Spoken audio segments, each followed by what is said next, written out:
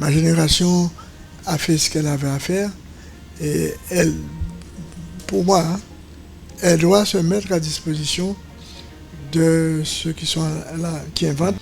Je dis à mes collègues, écoutez, j'arrête la musique, je, je mets un vide sanitaire entre la musique et moi et je vais monter euh, une, un magasin de fil à tricoter.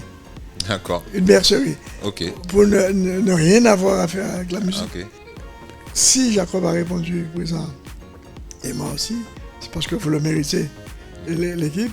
Et je profite pour te dire à toute l'équipe qui est avec toi, sincères félicitations parce que vous continuez à nous faire rêver.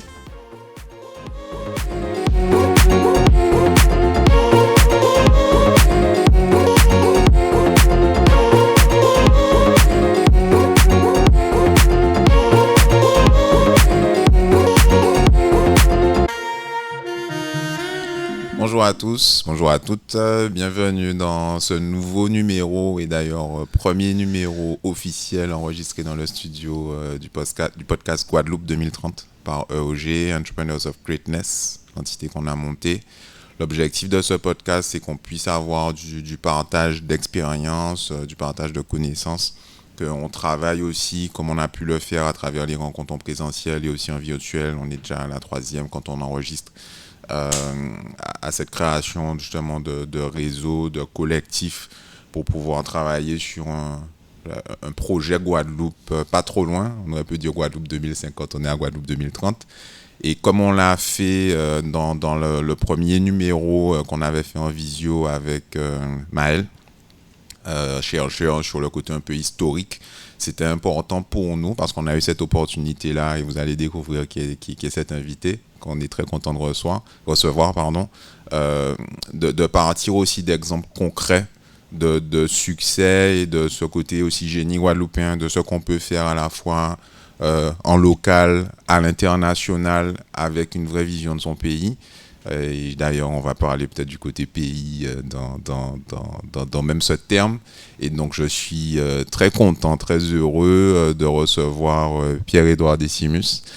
J'ai envie de dire que quasiment tout le monde connaît, même si quand on échangeait juste avant, voilà, les très jeunes générations ne savent pas forcément qui tu es au-delà de ce qu'ils ont pu entendre sur le fameux groupe Kassav, mais où ils connaissent pas forcément le nom des personnes, et puis ils vont voir Jacob, ils vont voir Jocelyne, mais ils savent pas forcément les personnes qui sont dans l'ombre.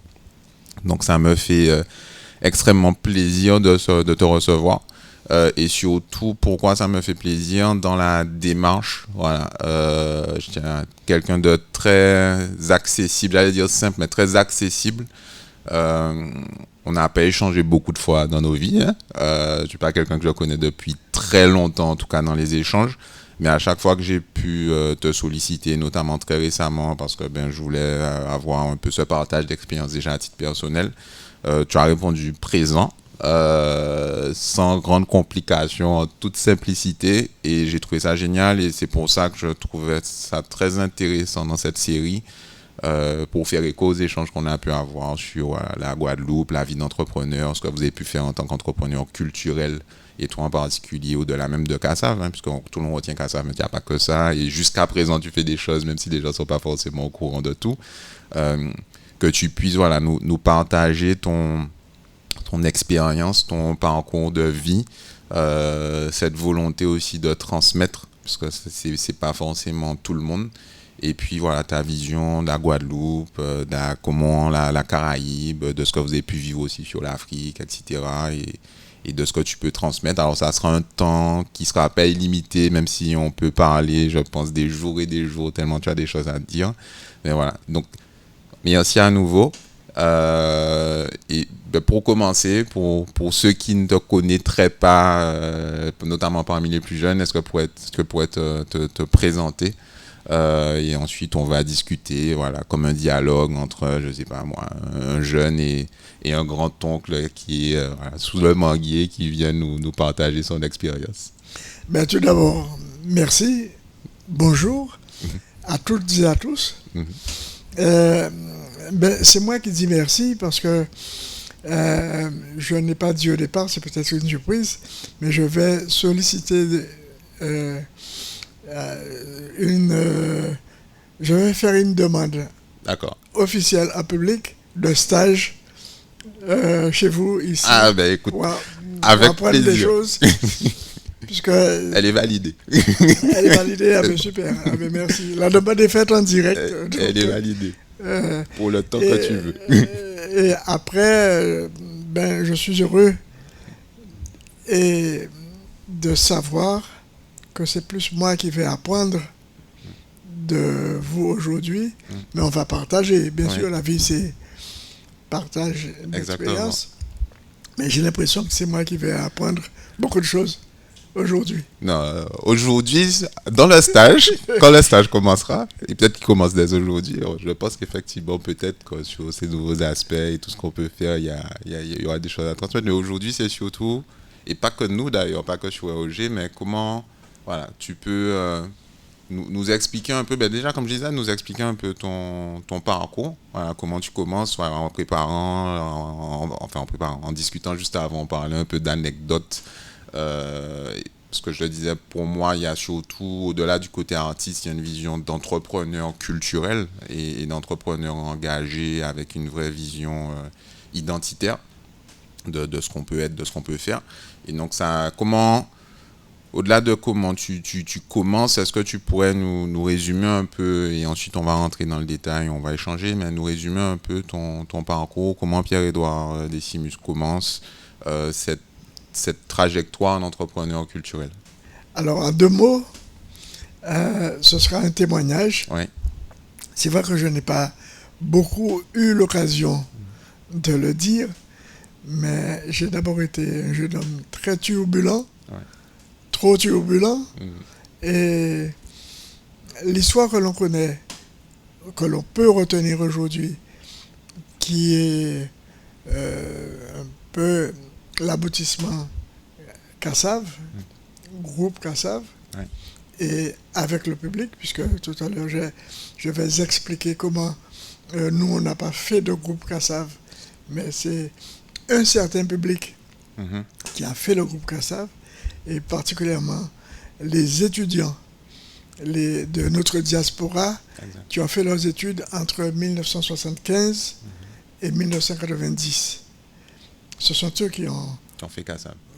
Ce sont eux qui ont fabriqué. Ils nous ont dit, vous allez nommer le groupe Cassav et ce que vous allez faire, ce sera Zouk. Okay. D'ailleurs, et ça c'est officiellement, je voudrais vraiment que le public comprenne que nous y sommes pour pas grand-chose en fait. C'est le public qui a tout fait. Juste pour illustrer, c'est pas dans la chronologie directe, il n'y a pas de souci. Mais pour montrer comment c'est le public qui a fait, dans Zoukla Cecil Bedika Manouni, quand on entend à l'hôpital, c'est pas le groupe qui a fait ça, c'est le public qui a mis, donc on a repris. Ok, à l'enregistrement. Même pas à l'enregistrement, ça n'existe pas à l'enregistrement. D'accord. C'est en live. Ok. Sur les lives, quand on... Oui, effectivement, dans les lives, tout le monde shot ça. Oui. C'est une création du public. Okay. Et c'est une façon aussi de dire que le Guadeloupéen, le public est inventif. On lance des pistes. Mais après, c'est le public qui synthétise et qui décide. C'est pour cette raison que je pense qu'on n'a pas ni monde fort. Il n'y a pas de gens qui sont forts. On a des prédispositions. Et après, c'est par le travail, par l'écoute, par d'autres, je dirais, potentialités, que ça devient intéressant, pas pour le plus grand nombre. On arrive à cultiver son talent. On arrive à cultiver ce qu'on appelle un talent, mais pour moi, ce n'est qu'une prédisposition. Et le public, si on est attentif à la nature, si on est attentif à ce qui se passe autour de nous, ça devient intéressant pour tout le monde. Et toutes les entreprises, tout ce qu'on peut entreprendre, n'est intéressant que si ça a un sens pour le plus grand nombre, à mon avis. c'est vraiment un avis Je partage. personnel. Ça, je partage et je pense qu'il devrait justement être Voilà, partagé c'était une par le... digression, C'est mais pas une discrétion, c'est très dans le sujet du jour. donc je reviens à ce garçon Oui. turbulent. Turbulent. Et ben, c'est ce garçon, c'est parce que j'étais turbulent qui fait s'il y a Kassav aujourd'hui. Mais ça commence par... j'étais turbulent, j'ai frôlé une... on dirait... J'aurais pu devenir voyou. D'accord. Voyou. Et la musique m'a sauvé. Mhm. Donc j'ai eu la chance de faire le choix de la musique au lieu du choix de la voyouterie. D'accord. Ça a été... Ok. donc j'ai commencé à répéter. Mais du coup, comment, est-ce que c'est un truc qui est entre guillemets inné ou est-ce que tu te raccroches à des choses existantes quand tu dis que tu vas vers la musique? Parce que... Est-ce que c'est toi dans ta chambre entre guillemets ou dehors qui prend des choses et qui fait de la musique mon papa était guitariste. Ok. Et le papa de Guy Jacquet, qui était mon voisin d'en face, et lui, il était aussi, il jouait du banjo. Ok. Donc nous avons 2 ans de différence. Je suis né en 47, lui, il est né en 49. Donc quand on est tout jeune, il n'y a pas de différence, on est ensemble. Mais lui, il est surdoué. D'accord. Musicalement. Et c'est un garçon brillant.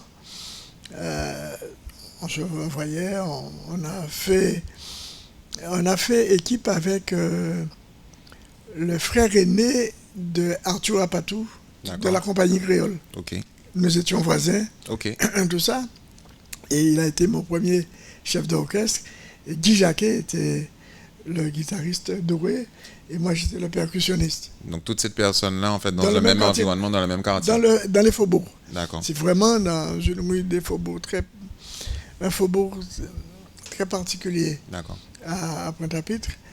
Et je pense que cet environnement a été propice au développement de développer des potentiels que nous avions. Okay. Et Guy Jacquet, c'est un excellent musicien, très, je dirais surdoué, comme d'autres, Alain Jean-Marie, qui a 2 ans de plus que moi, mais qu'on voyait. Et il y a un nommé Philippe Dambury, qui est un génie guadeloupéen, mais qui n'est plus de ce monde, mais qui a œuvré dans le monde entier. D'accord. Donc ça commence ainsi. Okay.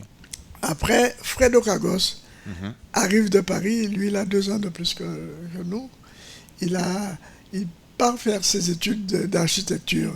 D'accord. À Paris. Mais au lieu de faire ses études d'architecture, il a été happé par la musique. Et son père était président de l'équipe de foot Red Star. Mais je dis ça pour que les gens comprennent, parce que le mot viking apparaît par rapport à ça. D'accord. Et les supporters de Red Star se nommaient Vikings. Ok. Comme à Bastère, on avait pour Signois, il y avait les gentilshommes. Et pour la Gauloise, c'était les Gaulois, ces Gaulois-là, bref. Ok. Nous, Red Star, c'était les Vikings. C'était les Vikings. Donc nous, mais Red Star, c'était l'équipe des pauvres, des faubourgs. Et il y avait la solidarité scolaire. C'était pour les nantis, la petite bourgeoisie. La petite bourgeoisie poitoise. Guadeloupéenne, le coup de loc. Guadeloupéenne tout court, mais surtout à Pointe-à-Pitre. Et donc nous, on était fiers d'être supporters de Red Star. Okay. Donc, Viking. Et Fred Okagos revient, au lieu de revenir avec des diplômes d'architecture, il revient avec la seule guitare électrique, la première guitare électrique qu'on voyait, et avec une sono avec réverbération qu'on n'avait jamais vue de notre vie. Donc naturellement, il cherche un guitariste, il choisit Guy Jacquet, et Guy Jacquet, pendant une semaine, ils font des répétitions, ils jouent du yéyé. Ok. Et je pense que Guy Jacquet voulait mettre dans ce yéyé un peu d'africanité, et il m'appelle avec mes percussions. Ok. Donc je deviens viking. Sauf que je Intègre ne... le groupe. D'où le groupe viking. Sauf que nous, on ne se rend pas compte qu'on n'a ni les yeux bleus, ni les cheveux blonds, et tout ça. Donc pendant 12 ans, on vit notre vie en habit de viking, sans se rendre compte, jusqu'au jour où un enfant, après, on devient musicien professionnel à l'Hôtel Méridien, et chaque vendredi, il y a des touristes qui arrivent. Ok. Comme Hôtel ils ne nous Méridien connaissent pas. Saint-François. Saint-François, de l'époque, il n'existe plus. Et chaque vendredi, il y a des touristes qui arrivent. Et chaque vendredi, on nous demande comment vous vous appelez. Et nous, fièrement, on dit les Vikings, avec un grand sourire. Et le public partageait, parce que le groupe jouait bien. Et jusqu'au jour où une famille arrive, et on nous demande comment vous vous appelez. Et donc, quand on dit Viking, et l'enfant dit maman, les Vikings. Alors, je vois dans les yeux de cet enfant qu'il y avait un problème. La surprise. Et c'est à ce moment-là que je me rends compte que nous n'avons ni les yeux bleus, ni les cheveux blancs. Et je prends la décision de corriger ce truc-là. Et j'ai cherché des noms. Et ça a donné Kassav en part. Ok. Et c'est à ce moment-là que je rencontre Jacob Desvarieux. D'accord. Et Jacob, je ne rencontre pas Jacob. C'est vers quelle année à peu près ça? Ça, c'est exactement 1978. Ok. On part à Paris pour changer le nom viking. Ce qu'on fait, sauf que nous avions un leader. Mais je me rends compte en même temps qu'on peut être musicien sans être artiste, ou on peut être sans être star. Et je me rends compte que j'aime bien la musique, je suis à l'aise sur scène et tout, mais la vedette, c'est Camille Soprane. Ouais. Parce il était capable de jouer de 3 instruments à la fois, c'est un soufflant.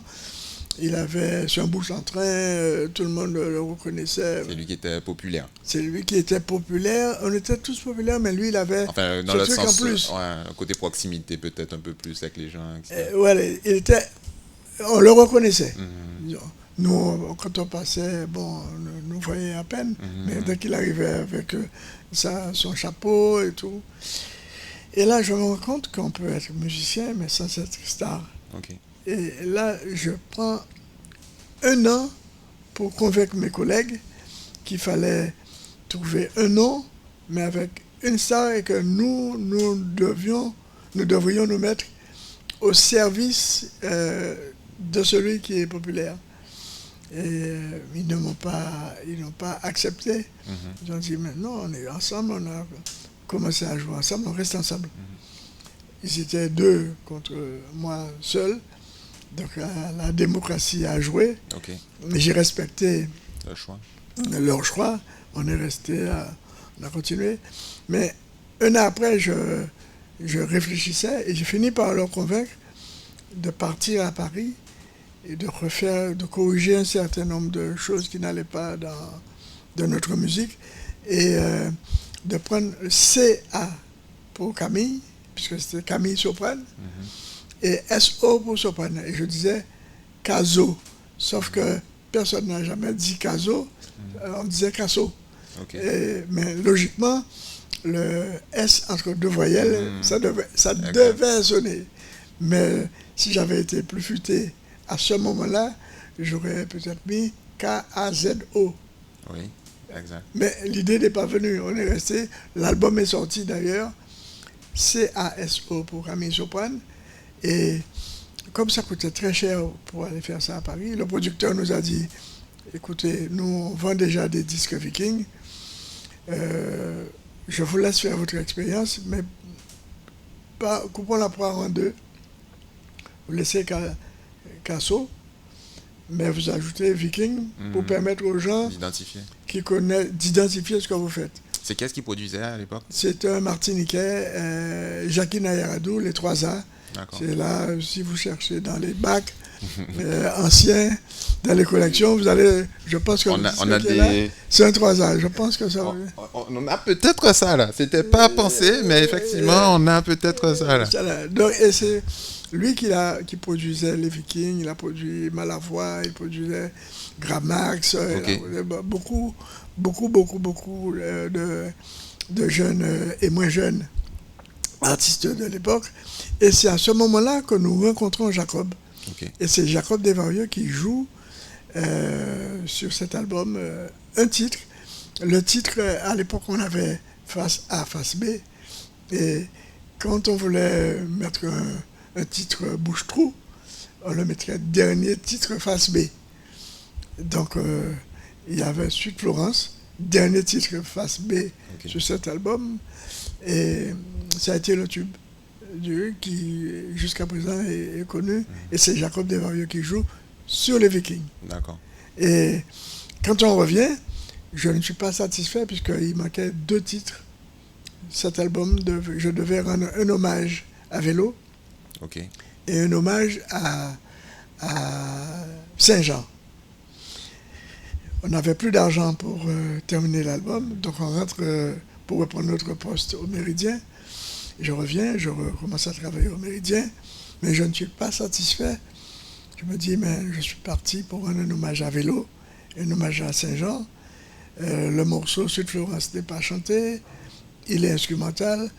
Je dis à mes collègues, écoutez, j'arrête la musique, je mets un vide sanitaire entre la musique et moi, et je vais monter un magasin de fil à tricoter. D'accord. Une bercerie. Okay. Pour ne rien avoir à faire avec la musique. Okay. Sauf que la musique m'a poursuivi. Il y avait des magazines dans le magasin. Donc tu as monté ce magasin? Le magasin montait vraiment. Ça, okay. Alors, le magasin, je l'ai nommé Point d'orgue. Ok. Point d'orgue pour dire que, ok, je suspends la musique, mais je ne sais pas ce qui va être fait après. Sauf que là, ça a été très vite. Il était où? Parce que moi, j'ai jamais entendu parler de ça. Il était où, ce magasin? Ce magasin, c'est là où... Alors, il y a eu un magasin de disques après, sur l'assainissement. Ok. Et Georges a monté un restaurant à cet endroit-là, après, puisque c'est la maison des grands-parents. D'accord. Okay. Voilà, donc... donc, du coup, Point d'orgue, tu fais une activité qui n'a rien à voir. Qui n'a rien à voir, et je tombe sur une histoire de Goldorak. Ok. Et j'apprends que pour trouver le nom, c'est un ordinateur. Les producteurs japonais avaient besoin de noms à succès. Et l'ordinateur leur a dit, il faut que ce nom-là ait un G, un K, un N. C'est les prémices de l'intelligence artificielle. C'est les prémices de l'intelligence. GPT. Mais sans savoir, j'apprends que je ne connaissais pas du tout l'informatique. D'ailleurs, j'étais mauvais élève. J'ai vu arriver les premiers ordinateurs avec les bandes perforées et tout, le Cobalt, le Fortran, tout ça. Je me suis dit que ce n'était pas pour moi. Il fallait être informaticien à l'époque. Donc, je tombe et malheureusement, paradoxalement, c'est l'ordinateur qui me donne l'idée de trouver un nom. Je dis, c'est peut-être pour ça que les Vikings ont marché autant. Parce qu'il y avait un V, il y avait un K, il y avait un N, un G. Je me dis, ok, d'accord, ben, je vais chercher un mot bien de chez nous, mais qui ne soit pas Viking. Et c'est de là, j'ai mis Maracuja, j'ai fait plein de choses. Quand ça avait été retenu par hasard. Et vous noterez qu'il y a une grosse faute à Kassav, puisque le son se...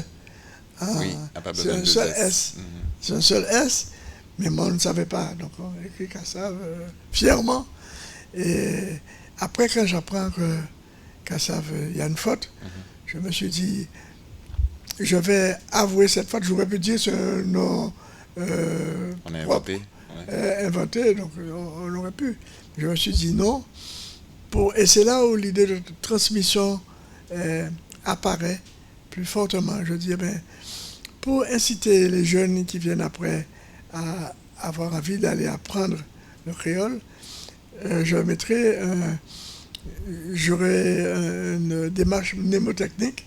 je leur dirais, comme chou, hibou, joujou, genou, le son, c'est un seul S sauf cassave. D'accord. Et ça a été, je pense que, j'espère que ceux qui veulent apprendre le créole vont retenir que c'est un seul S sauf cassave. Voilà. C'est un peu long, mais, non, mais ça a été le trajet pour arriver à... des faubourgs à Kassav. À Kassav. Et en continuant un peu sur Kassav pour le coup, donc comme tu dis, des faubourgs à Kassav, donc cette rencontre avec Jacob qui au début est au fin fond de l'album et qui après du coup prend une place plus importante. Donc on arrive à Kassav. Est-ce que tu peux nous parler de la trajectoire de Kassav et puis toi aussi de ta trajectoire, j'ai envie de dire, au sein de Kassav, de ce groupe au final naissant à l'instant où on parle, enfin au moment où on s'arrête dans l'histoire, à ce phénomène international où vous faites des concerts dans le monde entier avec des dizaines de milliers de personnes pour ceux où il y avait le plus de personnes. Sur tous les continents, avec des personnes qui sont en face de vous, qui parfois souvent ne parlent pas créole, parfois ne parlent même pas français. Comment vous arrivez à réaliser, alors tu as dit c'est le public qui vous a fait la diaspora, mais au-delà de ça, si je me place du côté un peu entrepreneur, même s'il y a une demande du public, c'est pas forcément tout le monde qui est en capacité d'y répondre, donc il faut s'organiser. Et puis le monde dans lequel vous avez réussi à faire ça, c'est pas du tout le monde d'aujourd'hui où je peux mettre un truc sur les réseaux sociaux en faisant juste une vidéo et ça va arriver au Japon, à San Francisco, à Abidjan, alors que j'ai rien fait entre guillemets pour ça. Le monde dans lequel vous êtes, c'est un monde qui est quand même très différent, où il y a un travail assez énorme quand même à faire. Même les radios au début fonctionnaient pas de la même façon. Donc comment vous, en tant qu'entrepreneur culturel et toi en particulier, vous développez cette trajectoire? Alors c'est très intéressant. Il est vrai, il est important de comprendre que le mot Kassav existait, mais le groupe Kassav n'existait pas. Au départ, c'est le titre d'une chanson.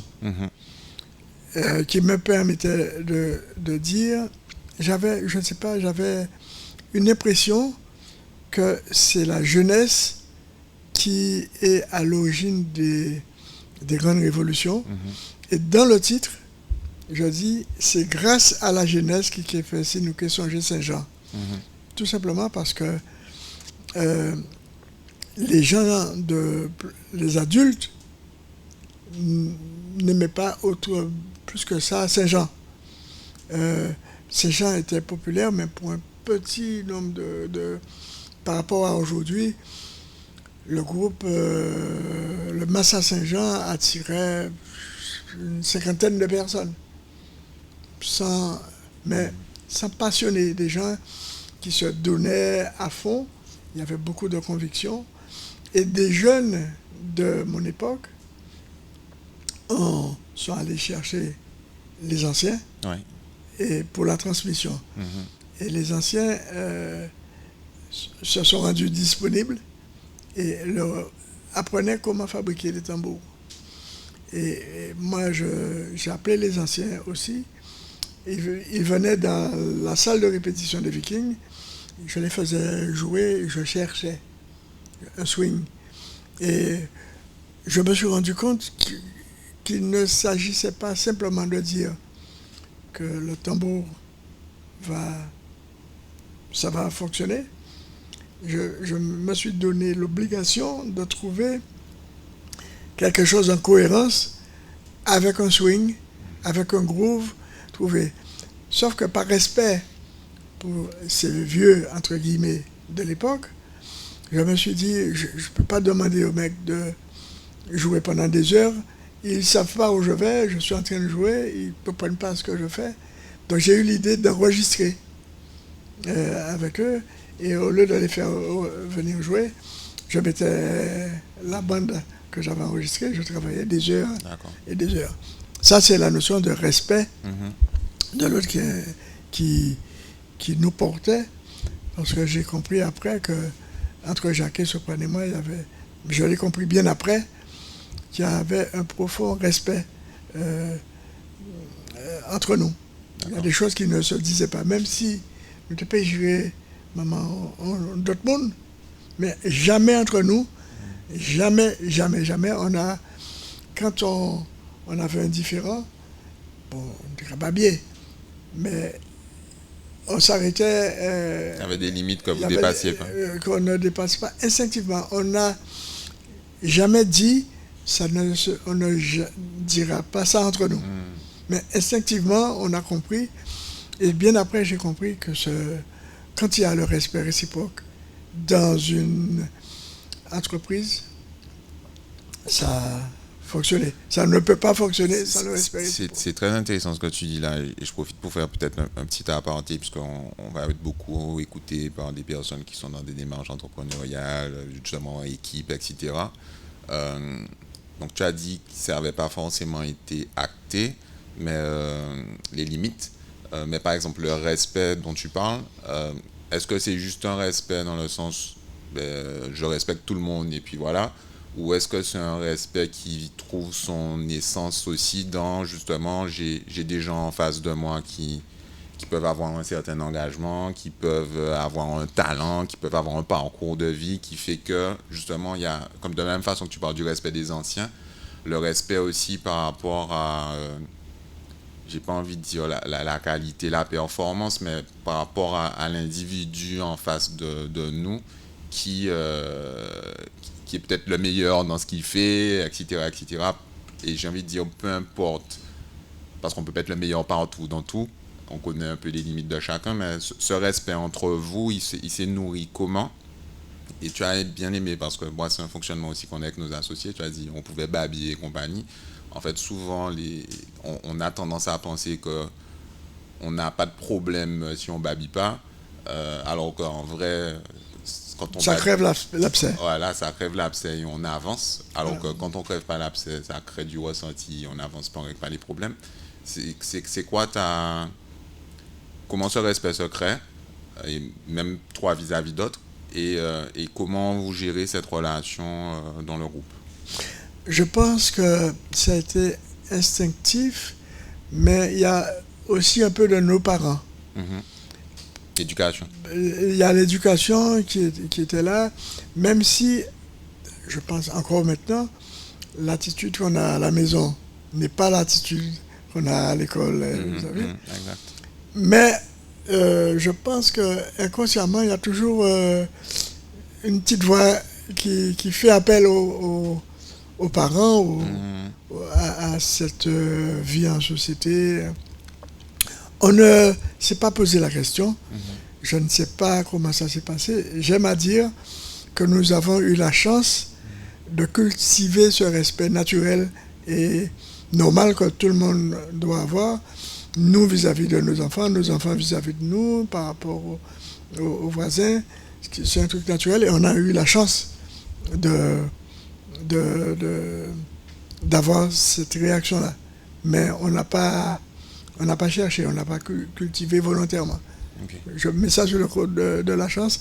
Et l'expérience, après, m'a fait comprendre, dans Kassav, j'ai amené ce côté-là que j'ai appris, j'ai cultivé avec les Vikings, ça a servi à Kassav. Aujourd'hui, si le groupe existe à peu près, c'est maintenant que le groupe a 40 ans, puisque le groupe prend naissance en 1984. Okay. Alors que le premier album sort en 1979, je crois. Okay.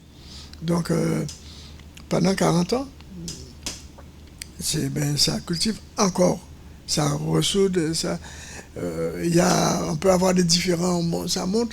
Il y a un moment où ça vient. Après, on appelle le respect, on le nomme ainsi. Mais je pense que c'est ça. Et qu'est-ce qui fait que justement pendant tout ce temps, ces décennies, vous arrivez à garder cette cohésion? C'est ça, c'est le respect. La cohésion, c'est Même au-delà du respect, tu sais, les gens ont des parcours de vie différents. Il y a des moments, l'objectif qu'on avait au début n'est pas forcément l'objectif qu'on a 5 ans après, ni 10, 15, 20 ans après. Et même pas forcément que soi. C'est clair. Moi, je vois, nous, on est 4 associés, on travaille aussi avec des gens. On a des situations personnelles qui sont pas les mêmes. Les gens avec qui on partage nos vies n'ont pas forcément la même vision que nous. C'est clair. Donc c'est déjà un challenge en soi. Mais c'est ça de la magie. maintenir ça autant de temps. C'est ça la magie. Quand on arrive à ça, ouais. Je dis qu'on a la chance de pouvoir cultiver quelque chose. Mais c'est l'analyse personnelle, c'est peut-être pas ça. Je ne suis pas psychologue ni anthropologue, mais je suis certain que c'est le ciment de tout ça, c'est le respect réciproque. Après, il n'y a pas une logique un peu de, j'ai pas envie de dire d'objectif ou de vision, d'objectif commun, de vision commune. Il y a cet objectif, mais de où est-ce qu'on va, entre guillemets, tu vois. Il y a tout ça, forcément. Mais si on n'a pas cette notion, je respecte son point de vue, qui n'est peut-être pas le mien. Par contre, il doit me convaincre, il doit tout faire pour me convaincre. C'est ça. Et s'il n'arrive pas à me convaincre, c'est que nous n'allons pas convaincre d'autres personnes. Et c'est pour ça que je dis que je n'ai pas de recette. Je pense que c'est une magie qui s'opère et on a la chance de profiter de cette magie-là ou pas. Donc du coup, vous êtes 3 principaux à ce moment-là. Au début. Voilà, au début. Les étapes d'après. Bon, tu vois, on fait des petites apartés parce que je pense qu'à chaque fois, il y a des anecdotes qui peuvent être intéressantes à partager. Et d'ailleurs, on en a parlé juste en amont, mais tu parlais un moment, quand on parlait des parcours de vie, tu me disais que... Est-ce que tu avais déjà monté le studio chez toi à ce moment-là ou est-ce que c'est après? Le studio à la maison, c'est bien avant. Voilà. Le studio à la maison. Tu m'expliquais que c'était un choix que tu avais fait, mais qu'il fallait convaincre aussi la famille. C'était un choix, mais il fallait d'abord convaincre ma famille, mon épouse et les enfants. Mais les enfants qui étaient petits à l'époque, ce sont les enfants, c'est plus de 50 ans maintenant, mais à l'époque ils avaient peut-être 5-7 ans. Et j'étais conscient que j'allais bouleverser leur vie. Le mot home studio n'existait pas, mais j'ai transformé l'appartement familial. C'était même pas une maison, c'était un appartement. Et sur les 5 pièces, j'ai pris 2, j'ai kidnappé 2. Il fallait le faire. Donc, je pense que j'ai pu le faire parce que les 3 étaient convaincus et aimaient bien ce que je faisais, partageaient. Je pense que s'il n'y avait pas cette petite complicité, elle n'aurait pas accepté que je prenne autant d'espace dans l'espace de vie commun. Ah oui, mais je profite, elles vont se reconnaître, elles savent que je leur dis merci tous les jours. C'est important et peut-être qu'on en reviendra sur ça après dans la discussion. Donc à cette époque, le home studio n'existait pas. C'est un studio vraiment professionnel. Et, pour les gens qui connaissent, le magnétophone, c'était un Studer 16 pistes de pouces. Aujourd'hui, on a bien compris après, le son du reggae, la basse, il n'y a que ce matériel qui pouvait encaisser le son de la basse, puisque en numérique, en analogique, la puissance de la basse et la grosse caisse, ça peut très facilement faire une distorsion. D'accord. Bon, c'est technique, mais il y avait ça à la maison, du matériel de très haute qualité. Haute qualité professionnelle qu'on n'avait que dans les studios professionnels. J'ai ramené ça à la maison, ils ont vu transformer, mettre les dalles flottantes et tout. Pour isoler. Pour isoler, parce qu'à l'époque, il n'y avait pas de boîte à rythme. Donc, avoir le son de la grosse caisse, sur le voisin qui est en bas. Donc il fallait isoler par respect pour le voisin. On était au 16e étage. Donc bon, voilà, c'est de l'Antiquité tout ça. Oui, mais ça fait partie des Après, des étapes. On a eu l'anecdote, il n'y avait que des boîtes à rythme avec passe double, rock, valse et tout. Je me dis, mais je ne peux pas travailler sur ça, ça ne répond pas à ce que nous voulions. Il y avait un jeune Guadeloupéen qui était plus jeune et qui était revenu avec son diplôme d'ingénieur électronicien. Je lui ai dit, écoute, je voudrais une boîte à rythme pour que je puisse inventer mes rythmes. Et le mec, il m'a écouté et nous a donné un appareil où... vous étiez capable d'enregistrer... Sauf que la technologie de l'époque, c'était de l'analogique et il a mis des diodes qui mettaient des pulsions poum, poum, poum et on affichait un peu, on a vu Korg arriver presque 3 ans après avec cet étudiant, je ne sais pas si tu connais, tu as vu ce Korg-là, ME. On a vu arriver 3 ans après un appareil où on mettait... Qui faisait à peu près la même chose en fait. À peu près la même chose. Et, ça se trouve, Korg aurait pu être une boîte guadeloupéenne. Ça aurait pu être une boîte guadeloupéenne si... et ce technicien qui s'appelle Jean-Louis Félicie, il a, par rapport à nous, il a inventé des baffles pour la basse, pour encaisser le son de la grosse, encaisser la basse. Il faisait les ancêtres JLF électroniques. Et ça s'est passé en Guadeloupe, mais on ne savait pas qu'il fallait déposer un brevet. D'accord. Et du coup, ça a été réutilisé par la suite. Voilà. Et d'ailleurs, le sampler n'existait pas.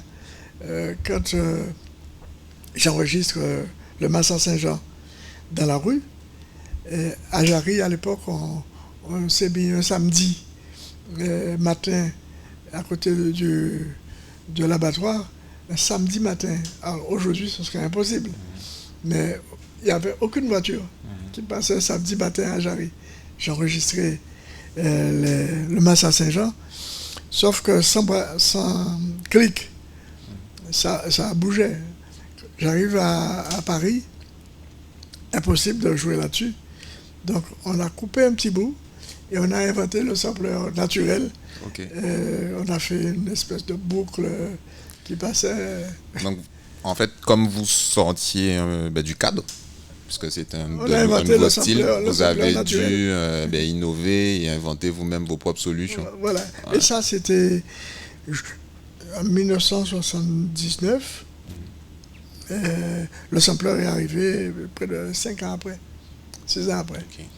On a compris qu'on a beaucoup souffert, mais on était content d'avoir inventé ça. Il vous aurait fallu, sur la partie technique, parce qu'en fait vous étiez focalisé sur la partie musique, voilà. Mais en vrai, il y a d'autres opportunités que vous auriez pu développer, enfin à partir de ce que vous avez fait, que vous auriez pu développer. Jean-Louis Félicie, il a développé en restant ici, puisqu'il est allé, on l'appelait en Martinique, pour faire des boîtes de nuit, pour mettre le gros son et tout. Sauf que bon, la technologie est arrivée très vite et il a fait autre chose. Non mais c'est super intéressant. Merci Jean-Louis si tu écoutes merci Jean-Louis. Ce podcast. Jean-Louis Félicie. Bon, il est retraité maintenant. J'espère. Ça a été... J'espère. Après, c'est des retraités passionnés, ça va être quelqu'un comme toi. Passionné, il était passionné. Il nous écoutait pendant des heures, il était passionné et patient. Merci pour ta patience. Et qu'est-ce que j'allais dire? Je trouve que c'est super intéressant. Et en fait, à chaque fois qu'on a des échanges assez loin avec des personnes qui ont justement beaucoup travaillé dans des industries ou autres, on constate que on a la chance dans nos territoires, comment au final il y a beaucoup de contraintes et on est sur des choses qui mécaniquement sont innovantes, de créer beaucoup de solutions pour répondre à nos besoins. Et qui après, et là les deux exemples que tu donnes, le sampler, le côté boîte à rythme, etc., qui répondent aux besoins en fait, de plein de gens au final. Bien sûr. Et, Dans la nature, ça a toujours été ça. Ouais. Dans nos territoires, c'est pour cela qu'en Haïti ou en Afrique, on voit une inventivité extraordinaire de ces enfants qui s'inventent leurs jouets et tout. Ça a toujours été. J'espère que en Guadeloupe, nos politiques qui sont plus jeunes, maintenant, la nouvelle génération de politiques pourra mieux comprendre ce besoin-là et accompagner la nouvelle génération qui vient avec des solutions technologiques, mais adaptées à nous.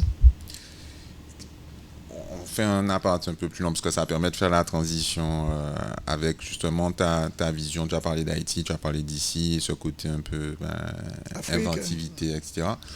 Pour toi, en partant de ça et ce côté un peu unique, quelle place, comment tu nous perçois déjà la Guadeloupe en tant que telle, mais on peut finir par la Guadeloupe, mais l'espace caribéen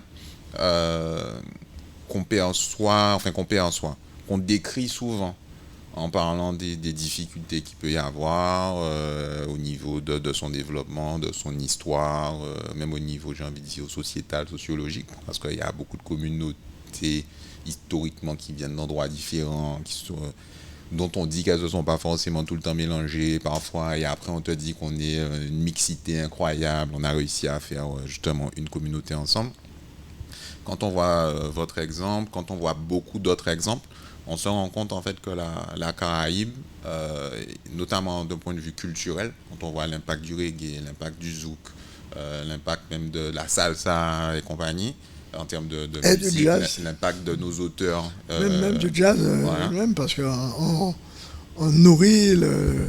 Mais c'est ce que j'allais dire justement, toutes ces musiques-là, en vrai, nourrissent d'autres mouvements après, qui sont peut-être en termes de marketing et en termes de puissance de commercial plus développés, et encore pas certains, mais en tout cas plus développés en termes d'industrie. Quand tu vois aussi d'un point de vue culturel des auteurs, voilà, des gens, Césaire, des Fanon, etc., qui ont pu impacter au final le monde, et les artistes, peintres ou peu importe, enfin, toute cette influence qu'on a. Et puis après, quand tu parles du monsieur dont tu parlais juste avant, j'oublie son nom sur la partie technique. Voilà. Et ce côté un peu génie, en fait, il y en a des dizaines, des centaines, j'ai presque envie de dire des milliers, des exemples comme ça qui font que de par toutes les contraintes qu'on a, on a un peu ce génie, j'ai envie de dire. Et là encore, à la vie personnelle, comme tu disais tout à l'heure, comment tu nous perçois dans ce monde-là, et toi qui justement as voyagé dans le monde entier avec Kassam notamment et pour plein d'autres choses, comment on est perçu, nous, dans ces différents endroits du monde? Mais déjà, comment tu nous perçois avant de l'extérieur?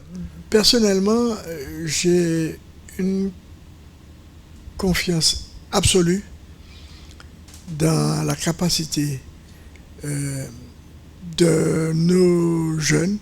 Je parlais de nos jeunes, puisque ma génération a fait ce qu'elle avait à faire, et elle, pour moi, elle doit se mettre à disposition de ceux qui sont là, qui inventent. Mais ceux qui sont là sont plus en adéquation avec les technologies actuelles, mais c'est la même créativité. La même créativité, et c'est une conséquence naturelle à partir du moment où tu as des besoins. Si la nature ne te donne pas, mais la nature te donne les moyens de répondre à tes besoins. Exact. Je pense que c'est la nature qui a inventé cette capacité, de sa capacité par rapport à la perpétuation de l'espèce. Et dans tous les domaines, que ce soit l'espèce végétale, l'espèce animale, et tout est vivant. Enfin, je suis convaincu que tout est vivant, même si on ne le perçoit pas, mais il y a quelque chose qui vit dans tout ce qui existe. Et j'ai une confiance absolue à la nature à se régénérer, et comme nous faisons partie de la nature, bien, on va se régénérer, et comme nous, on est spécifique.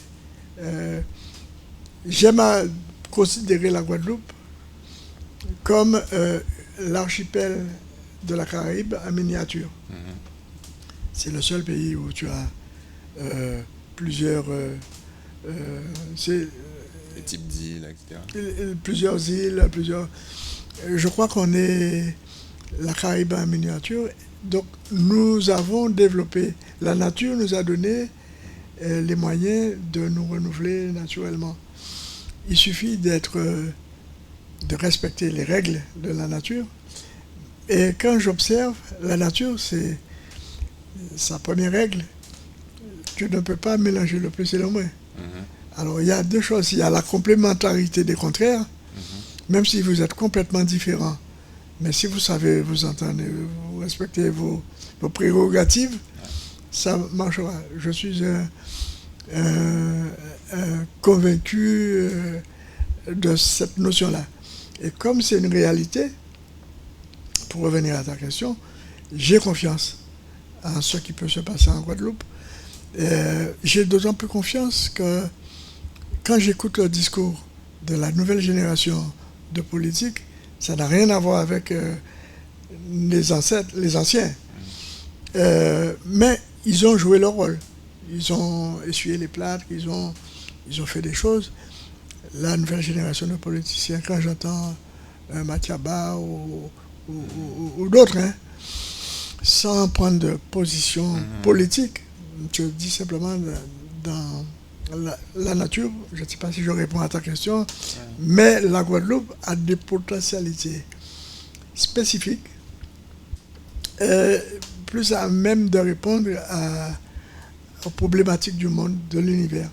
Parce que nous sommes un petit pays qui concentre beaucoup de choses, mais qui concentre beaucoup d'états différents, de la soufrière à Pointe-des-Châteaux, c'est différent. En même temps, nous avons la chance d'avoir un Désirade qui n'a rien à voir avec la Guadeloupe, qui est un morceau d'Asie, qui est donc l'histoire géologique même de la Guadeloupe rend quelqu'un qui est né ici. C'est une conviction personnelle. Non, mais je partage. Ça nous donne c'est à nous de trouver maintenant. Qu'est-ce qu'on en fait? C'est à nous de trouver comment faire fructifier et sublimer ce potentiel-là.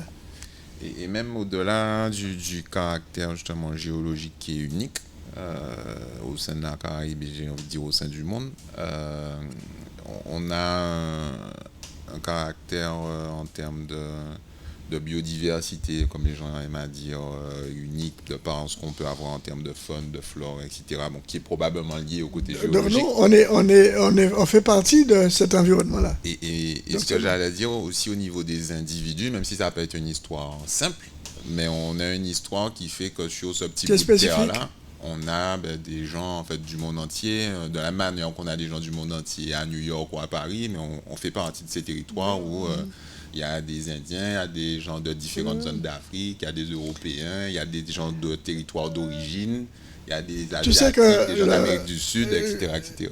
Je te donne un exemple. J'ai beaucoup voyagé et j'ai commencé à voyager très tôt. Et il y a un seul pays où on a le Colombo, c'est en Guadeloupe. D'accord. J'arrive en Martinique dans les années 65 à 66 avec les Vikings.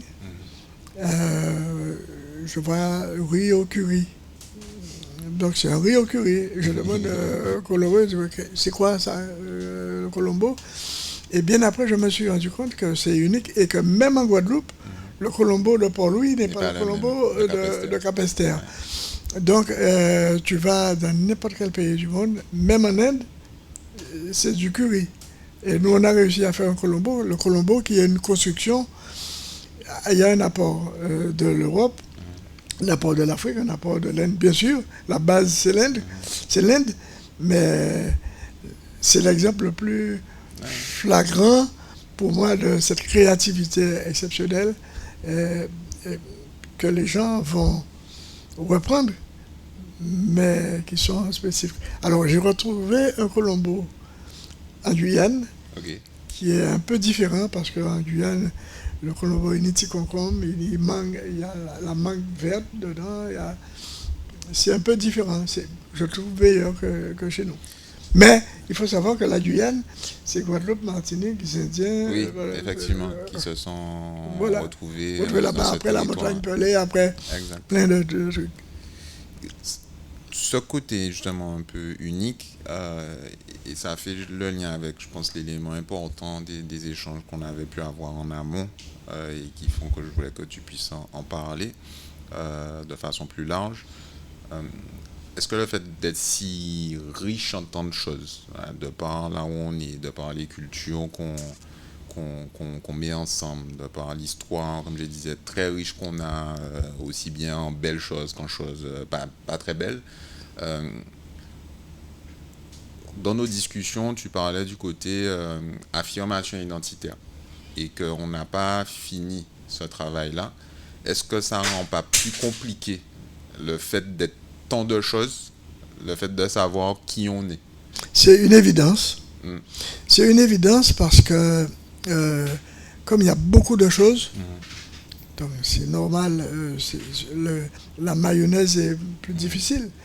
Mais quand elle réussit, ça donne tellement de belles choses. C'est Donc ça. ça vaut le coup de savoir que c'est difficile, mais d'y aller quand même. Donc j'encourage la génération qui est au pouvoir à ne pas perdre foi, mais de continuer à savoir que ce sera difficile, mais la victoire sera plus belle. Plus c'est difficile, c'est vrai. Quel chemin il nous reste à faire, ou peut-être qu'on n'a pas encore fait, mais à la limite, au-delà de qu'est-ce qu'on n'a pas fait, puisqu'on a parlé des sujets de transmission, etc. Et je pense que ça serait bien d'avoir ton avis sur ça, puisque, pareil, dans les échanges, tu m'expliquais, de ton vécu, que tu as vu notamment des générations, des familles d'afro-descendants à un certain moment prendre une place dans la société. Si on fait un focus, même au-delà des afro-descendants, hein, même les autres communautés qui sont arrivées après, qui n'étaient pas dans une position où elles avaient les cartes en main, j'ai envie de dire, pour développer quelque chose, qui ont réussi à prendre une place, et que ça s'est un peu arrêté à un moment, et on constate justement qu'il y a beaucoup de ces familles, ou peu importe, c'est pas forcément à des familles, mais des personnes de ces générations-là, où ce qui a été construit, soit a disparu ou est en train de disparaître, et du coup on bâtit pas forcément sur ce qui avait été fait. On est plus obligé de repartir pas de zéro, parce qu'on repart jamais de zéro, il y a des choses qui sont là et c'est une expérience, etc., mais de repartir d'un nouveau paradigme alors qu'on avait déjà commencé à construire des choses. Pour toi, qu'est-ce qu'on doit faire pour continuer cette affirmation identitaire en tant que Guadeloupéen, Caribéen, puisque je pense que c'est un peu les mêmes problématiques qu'on a aussi sur le reste de la Caraïbe, mais si on se focalise sur la Guadeloupe, pour qu'on sorte potentiellement de ce schéma, à se dire toujours, il y a différentes communautés, un tel fait ci, un tel fait ça, un tel fait pas ci, un tel fait pas ça, et qu'on puisse se voir comme un ensemble. Après, il peut y avoir des sous-ensembles, mais en tout cas un ensemble où on sait où on va, et pour savoir où on va, il faut qu'on sache qui on est. Donc j'aimerais bien avoir ton avis sur ça. Alors ma conviction profonde, c'est que par rapport à ce potentiel de la génération actuelle, il est indispensable qu'on arrive à créer notre identité. On doit définir notre identité, parce qu'on est tellement... Il y a tellement de composantes. Et j'ai l'impression que je comprends quelqu'un qui peut être très africain, très nègre, très rouge, et quand on appelle fruit à pain, on préfère manger en pâte.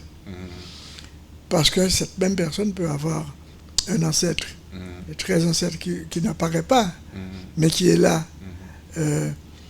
Qui est là, et nous avons aussi affaire à un Occident qui a une longue expérience de la colonisation et qui a su te démouler. Et donc on est tous un peu démoulés par la force des choses. Quand on apprend nos ancêtres sont les Gaulois et là, mais au départ je me disais que c'est pas vrai, mais ça peut être très vrai. Parce que je prends le cas de ma mère, son père, c'est breton, pêcheur, qui est arrivé à la Désirade après 2 mois de mer, probablement a voulu satisfaire un besoin naturel, une envie naturelle, a rencontré une Africaine, il trouvait ça bon et il est resté.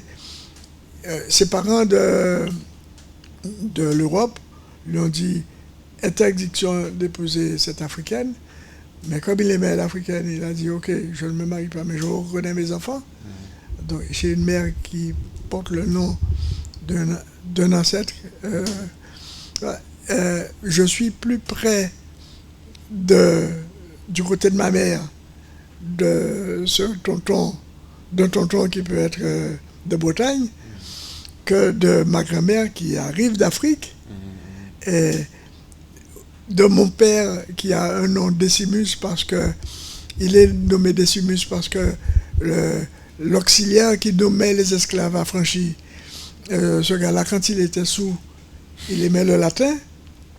Et donc le même jour, il a nommé Légitimus, il a nommé Dracius, Décimus. Quand Légitimus est arrivé, vous êtes venez légitimé, ben vous serez Légitimus. Ça n'a aucun sens. Décimus, c'était le 10e. Vous, qu'est-ce que je vous donne? Décimal, ben vous serez Décimus. Ça n'a aucun sens. Ouais. Mais, donc, mon nom, si tu veux, il n'y a aucune réalité par rapport à nous. Il n'y a pas une filiation il n'y a pas une filiation naturelle qui est très loin. Mais quand j'arrive à Gorée, j'ai envie de baiser le sol, je me baisse et j'ai des frissons. Mais c'est sincère, puisqu'il y a les larmes qui coulent, l'agneau morceau qui a sorti Gorée, que ça rejoue. Mais dans le morceau, je dis absolution. Je ne juge pas. Donc, on a une vie tellement complexe, donc on est naturellement très complexe, si tu veux. Et c'est nous qui devons aujourd'hui nous dire, ok, je choisis d'être ça. Mais en toute réalité, en toute confiance, toute connaissance de cause, c'est un peu long ma réponse, mais... Non, je vais t'inviter même à continuer, donc continue, il n'y a pas de problème. C'est pour dire, nous ne devons pas avoir de trucs d'a priori par rapport à un aigle, bien aigle, qui a dit, oui, bah, moi j'ai fruit à pain. Il peut ne pas aimer le fruit à pain. D'ailleurs, il y a un Africain qui a dit, je suis noir, africain, je n'aime pas le manioc, ou je n'aime pas l'igname, un truc comme ça. Et par rapport à cela, nous devons, aujourd'hui, il est indispensable que nous ayons en toute connaissance de cause. Nous soyons capables de dire, je décide d'être telle personne. Mais en faisant le travail qu'il faut, aujourd'hui, quand nous avons des Guadeloupéens qui sont anthropologues, ethnologues, on a toutes les capacités scientifiques de nous éclairer. N'ayons pas peur de nous éclairer parce que je vois que ça part... C'est quoi pour toi être un Guadeloupéen? C'est quoi? Comment tu définirais ça? C'est vrai, la question était bien posée, me pose une colle, mais je veux dire, être Guadeloupéen, c'est... Comme tu as dit, il y a des anthropologues, etc. Donc, c'est pas une réponse d'anthropologue, c'est ta réponse à toi. Ma réponse à moi, c'est la personne qui a décidé de rester ici et de se battre par respect et dans le respect des peuples qui sont là et de construire le pays, de contribuer à la construction parce qu'on peut être né ici et ne pas travailler pour l'évolution du pays. Donc le Guadeloupéen, c'est vrai, il faut être prudent quand on dit ce mot-là. Je crois que après cette émission, ça fait des choses que j'apprends à donner du sens, à avoir une réponse plus directe. Je vais travailler ma réponse. On fera un point pendant le stage. Parce que Oui. il y a une colla Sindra qui arrive entre temps, elle n'était pas là au début. Pierre-Edouard va faire un stage avec nous. Il a posé Non, ça. j'ai demandé. Il a demandé, donc j'ai beaucoup validé tout de d'insistance. suite à faire un stage avec nous pour pouvoir apprendre un certain nombre de choses. Mais on va réévoquer ça pendant le stage. Et donc, du coup, pour toi, c'est toute personne qui participe au projet en vrai de construction de cette Et qui a envie, Guadeloupe qui a envie de l'être. et qui a envie de Il l'être. faut déjà avoir envie d'être Guadeloupéen, Ouais. parce qu'on peut être né ici Et ne pas se projeter. ne pas se projeter en tant que Guadeloupéen pour la construction du pays. Et on peut être ici depuis 10-15 ans et être plus comprendre, impliqué, être impliqué parce qu'on a compris que c'est un pays exceptionnel. Et j'ai beaucoup aimé, même au-delà du côté, enfin j'ai beaucoup aimé, encore avis personnel, mais au-delà du côté construire, la notion que tu rajoutes dans le respect des Oui. peuples et des populations qui sont là et qui contribuent aussi. Moi, c'est un peu là, en vrai, on n'a pas échangé là-dessus avant, hein, mais c'est un peu la définition que j'aurais donnée aussi. Et ça revient un peu à comment on fait un groupe qui va dans le même sens, parce que si on construit dans une vision commune, ben, mécaniquement, on est identifié à un territoire, et si en plus on est dans le respect des gens qui sont là, et qui contribuent aussi, ben, j'ai envie de dire, peu importe d'où on vient, et peu importe notre historique, comme on est en fait dans une histoire De construction de collective. construction collective assez récente à l'échelle de l'humanité, de la nature encore plus. Un Guadeloupéen, c'est pas forcément un Africain, c'est pas forcément un Européen, c'est pas forcément j'allais dire c'est pas forcément un Kalinago, Un Amérindien, c'est ouais. un Amérindien, etc., etc. Aujourd'hui, en fait, il faut qu'on soit en capacité de se dire justement quel est notre avenir en commun Et qui nous voulons être. et qui nous voulons être. Et pourquoi. Mm. Donc, et la question est essentielle. Je pense que la génération à venir, nous qui avons un peu d'expérience, nous devons les sensibiliser à cette question, et surtout dans cette démarche de construction permanente, d'affirmation identitaire. Et je vois un peu tout et n'importe quoi dans la personne qui prend le créole comme outil d'affirmation identitaire, qui paradoxalement s'enfonce dans l'aliénation, parce qu'en parlant créole, cette même personne qui se veut être guadeloupéen va utiliser plein de mots scientifiques ou, pour lesquels il faut aller prendre un dictionnaire français pour comprendre, alors qu'il n'est qu'à parler créole. Donc, même j'entends même des professeurs de créole qui font cet amalgame d'affirmation identitaire en tant qu'outil. Donc, la question est essentielle. Vous avez participé, toi et tes collègues, j'ai envie de dire, à cette affirmation identitaire pour, comme tu as dit, toute une génération qui étaient les étudiants et qui vous ont suivi à l'époque. Je suis antillais, j'ai envie de dire, pas forcément Guadeloupe. Bien sûr, bien sûr. Je suis antillais et un groupe comme Kassav représente mon identité, fait le tour du monde, etc. Est-ce qu'aujourd'hui, selon toi, on a toujours, pour les générations actuelles, ce même type de repère? Non. Je pense que la génération actuelle... on va dire les gens qui ont entre 15 et 30 ans maintenant, par exemple. Ou les même plus jeunes. Même plus jeunes, je dirais. Parce que la personne qui a 30 ans, aujourd'hui, a subi, malheureusement, cette ambiguïté où Kassav, c'était par rapport à certaines erreurs de Kassav, s'est éloigné de Kassav et s'est rapproché de ce qui se faisait en Amérique, ou a adopté, s'est reconnu dans cette culture mainstream. Voilà. Et on a le dancehall, on a plein de choses qui sont arrivées parce que nous n'avons pas su. Heureusement, le Kouka est là. Et aujourd'hui, l'enfant qui a 5 ans, 10 ans, jusqu'à 15 ans, je dirais, et les petits frères ou les enfants de ceux qui ont 30 ans, ont le Goka comme repère. Et ce Goka-là, il faut faire attention pour que ce Goka-là ne fasse pas la même erreur que nous avons pu avoir.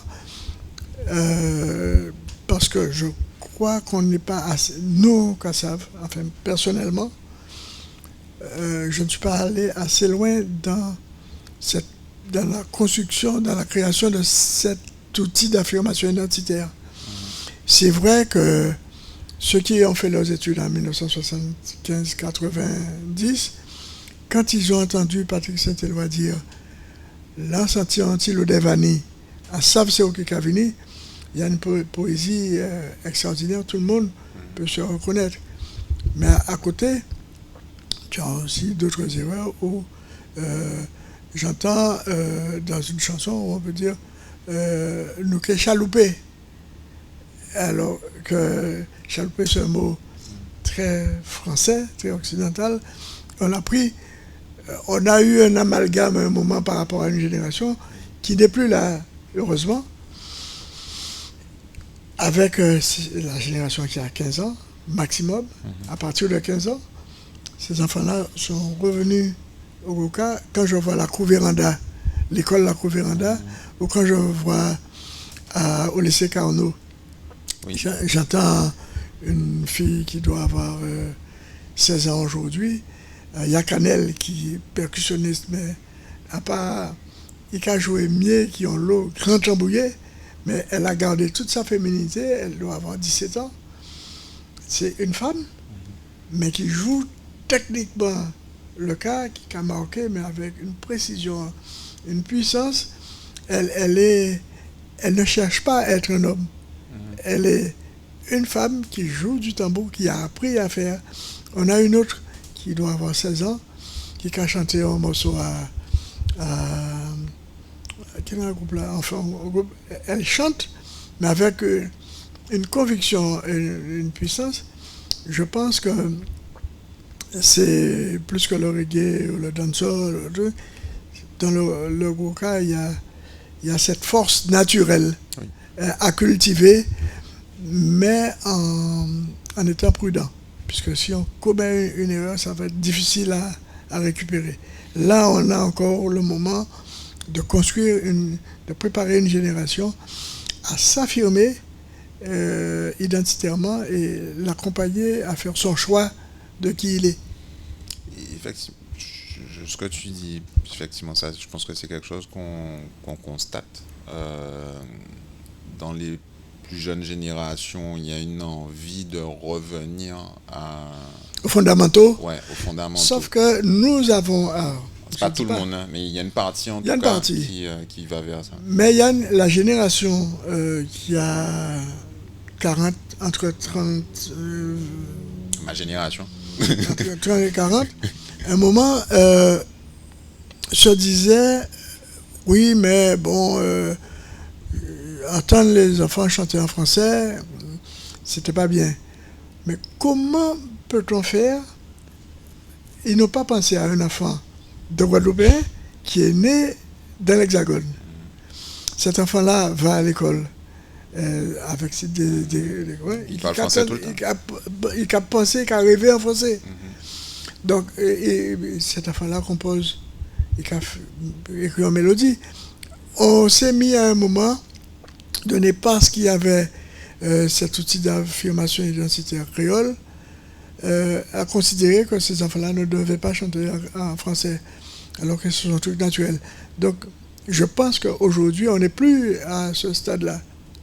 On admet que nous avons des enfants qui sont nés là-bas, mais ils peuvent être nés là-bas. Quand je vais à Paris, sincèrement, le gros cas est plus intégré plus sincèrement qu'ici. Quand je vois des gens qui ont 30, 40 ans, qui vont dans l'île Rose, là-bas, je n'ai jamais vu une telle ferveur. Ces gens-là font quelquefois 40 km pour aller dans une île Rose, ils aura payé, ils font leur truc, ils aura joué bien, c'est extraordinaire. Donc on peut être dans l'Hexagone, et je me suis rendu compte que ce qui m'a charmé chez Jacob, quand je l'ai rencontré, je reviens à moi, mais imagine quand je rencontre Jacob pour la première fois en 78, 79, à Cavo, gros deg, pied noir, qui a parlé avec l'accent marseillais, parce qu'il a grandi à Marseille. Il n'y a pas de souci, ça, venir l'eau. Et puis, un moment, on va déjeuner.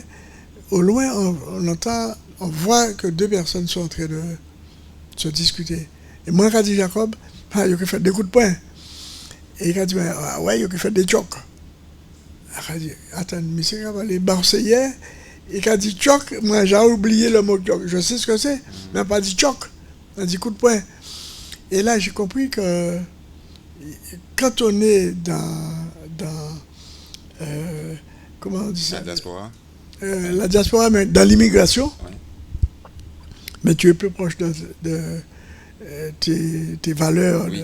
Tu comprends? Mais je voulais rebondir aussi avec toi sur ça, sur quand tu parlais des jeunes qui ont grandi à Paris ou autres et qui sont confrontés aux Français, mais qui en fait... Ils n'ont pas parlé français, mais ils sont voilà, très proches de... C'est ça, parce qu'ils en ont besoin. En fait. Ils en ont besoin, et j'ai compris ça là. Je l'ai compris, mais je n'ai pas assez utilisé.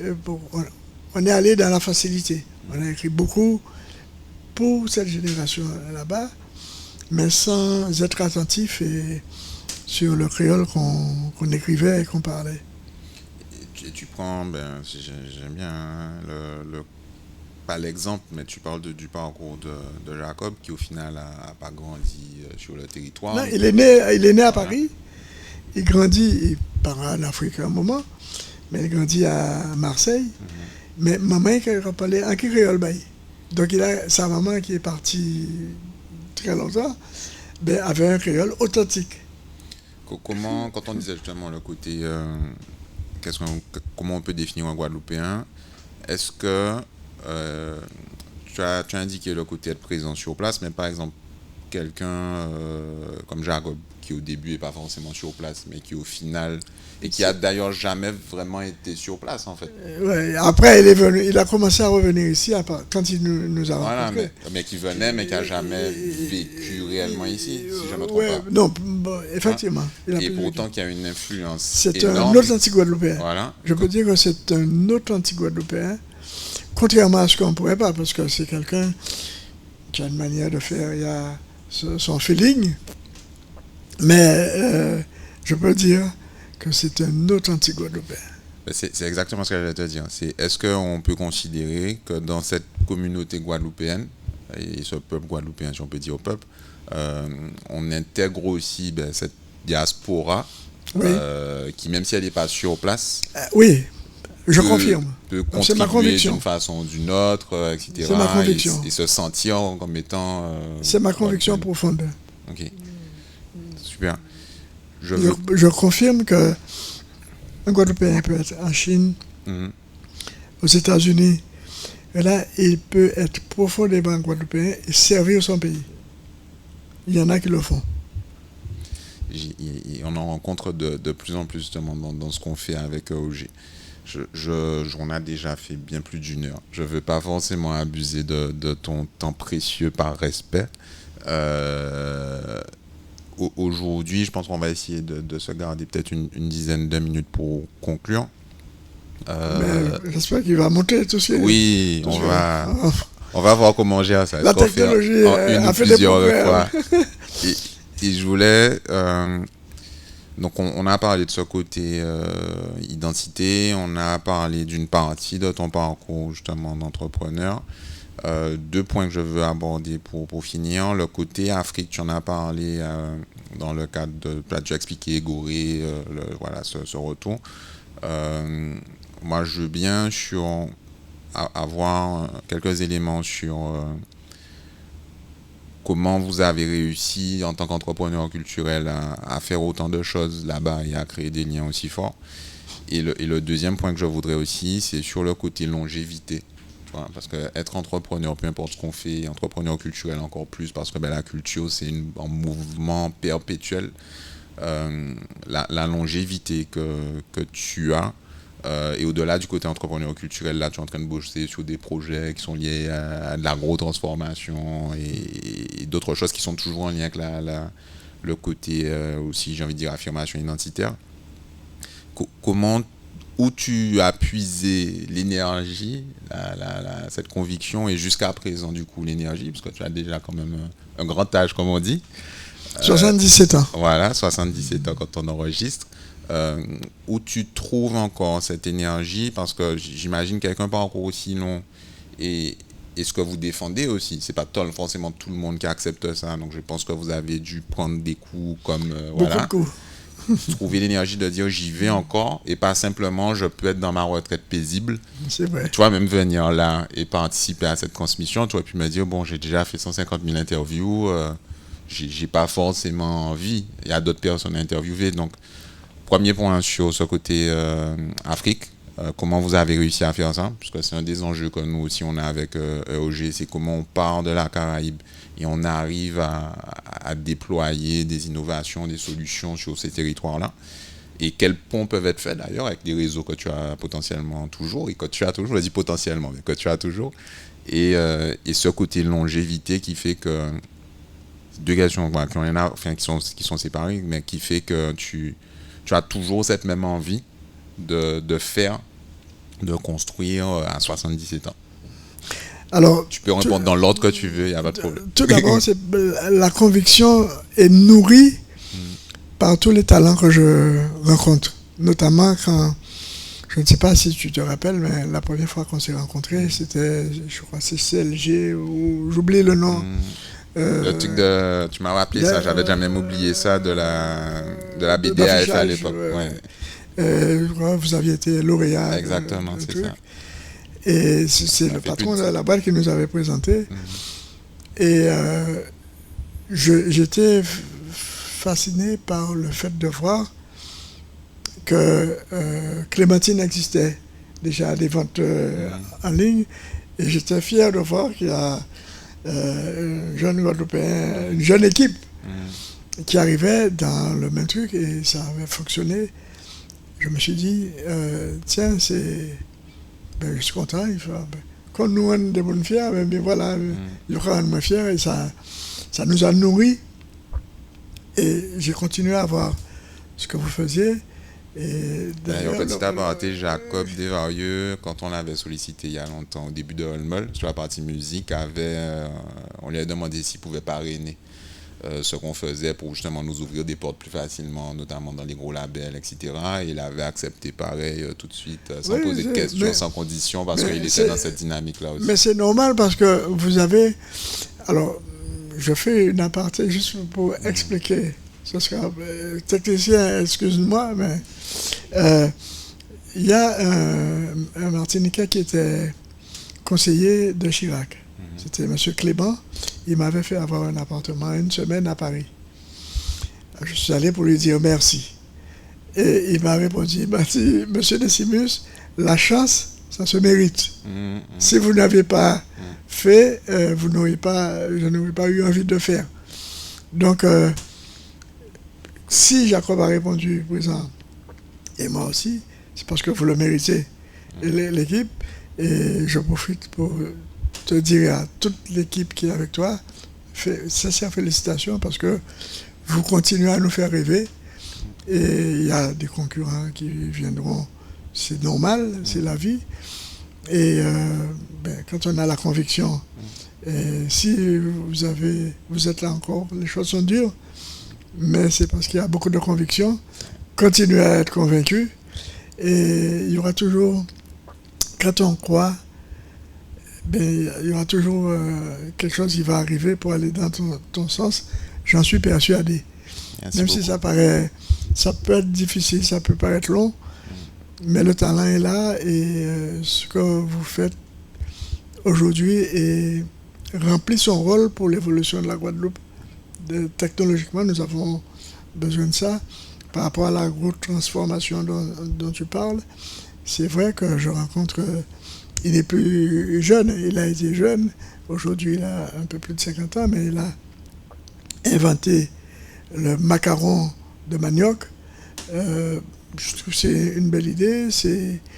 Et c'est tout naturellement que je trouve l'énergie. C'est ça qui nourrit encore l'énergie, même si je peux me réveiller lolo. Hier, j'étais pas bien, ce matin, pas trop en forme. Mais le fait de savoir qu'il y avait ça à faire, ben, je suis arrivé naturellement et je suis en pleine forme.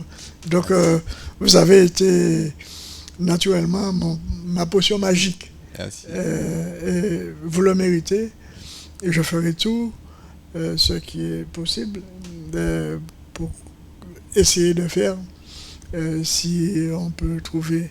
Les choses ne sont jamais faciles, mais les victoires sont belles quand elles sont difficiles. C'est vrai. Merci beaucoup pour ces petits mots. Oui. Je suis convaincu que vous arriverez parce que vous avez tout ce qu'il faut pour vous. Vous répondez à un besoin pour nos créations futures. Et ben, tout ce que je peux souhaiter, c'est que vous renforciez votre notoriété et vos moyens qui Kevini. Je suis convaincu. Merci beaucoup pour ces mots. Ça aurait presque pu faire une conclusion.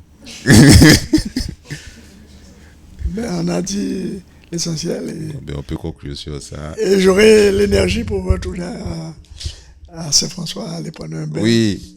Pour la Pointe des Châteaux, c'est là aussi que je prends. Nous avons notre énergie naturelle. Et je dis au public qui va nous écouter, vous allez dans la mer, vous entrez dans la mer un peu avant le lever du soleil et vous allez partager, vous allez récupérer un peu des oligo-éléments parce que c'est à cette heure-là que la mer se régénère. C'est ça qu'on dit? Régénère. Et ben, on me l'a appris et ça me réussit bien. Mais oui, on voit ça. Moi, je souhaite être comme ça à ton âge. Je souhaite être comme ça à ton âge. Ok. Écoute, en tout cas, bonne force. Merci beaucoup. Le public est témoin, vous m'acceptez comme stagiaire dès demain, si tu veux. Il n'y a pas de problème. Il n'y a pas de problème. On mettra un planning en place. Oui. Mais écoute, je te serre la main. Merci beaucoup. Beaucoup. Et écoutez, je suis très content de cet épisode qu'on a pu faire avec toi. Je suis plus content que toi encore. Et la journée d'énergie, mon arrière-petit-fils me dira aujourd'hui, papa, papi, qu'est-ce que tu as pris? Il y avait Olmol. C'était l'épisode avec Pierre-Édouard Décimus. Comme je le disais, j'espère que ça vous a plu. Je le disais au début, l'idée c'est d'avoir une conversation comme la conversation qu'on aurait pu avoir avec un grand tonk sous un baguier. Voilà, c'était un peu l'esprit. J'espère que vous avez pu apprendre beaucoup de choses. On a voulu un peu sortir, comme je le disais, du cadre très traditionnel, classique de Kassav, tout court dans le côté musical et le côté exceptionnel et parler un peu plus de ce que tu as pu parcourir en tant que personne, ta vision de la Guadeloupe, du pays. On a parlé d'identité, on a parlé du futur. Et j'espère que ça sera écouté, partagé par le plus grand nombre. C'est un des objectifs. Et on se voit, écoute, lundi pour le stage. Ok, j'en prends bonne note. À très vite. À bientôt.